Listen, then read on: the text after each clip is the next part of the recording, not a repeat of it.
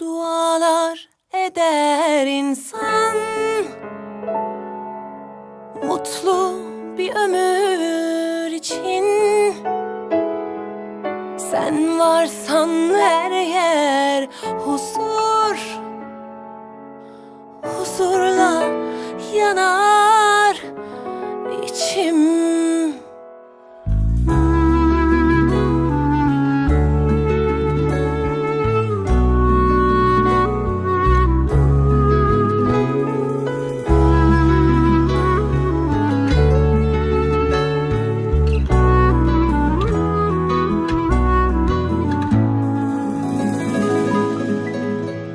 Dualar eder insan, mutlu bir ömür için.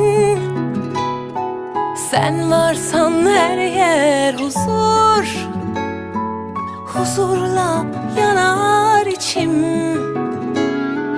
Çok şükür, bin şükür seni bana verene. Yazmasın tek günümü sensiz kadere. Ellerimiz bir, gönüllerimiz bir. Ne dağlar, denizler engeldir sevene. Bu şarkı kalbimin tek sahibine. Ömürlük yarime, gönül eşime. Bahar sensin bana, gülüşün cennet. Melekler nur saçmış aşkım yüzüne.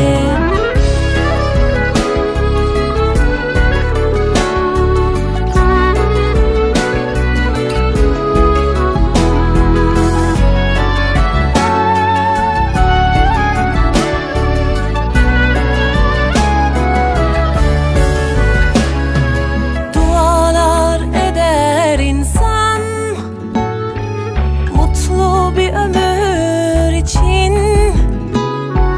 Sen varsan her yer huzur, huzurla yanar içim. Çok şükür, bin şükür seni bana verene. Yazmasın tek günümü sensiz kadere. Ellerimiz bir, gönüllerimiz bir. Ne dağlar, denizler engeldir sevene. Bu şarkı kalbimin tek sahibine. Ömürlük yarime, gönül eşime. Bahar sensin bana, gülüşün cennet. Melekler nur saçmış aşkım yüzüne.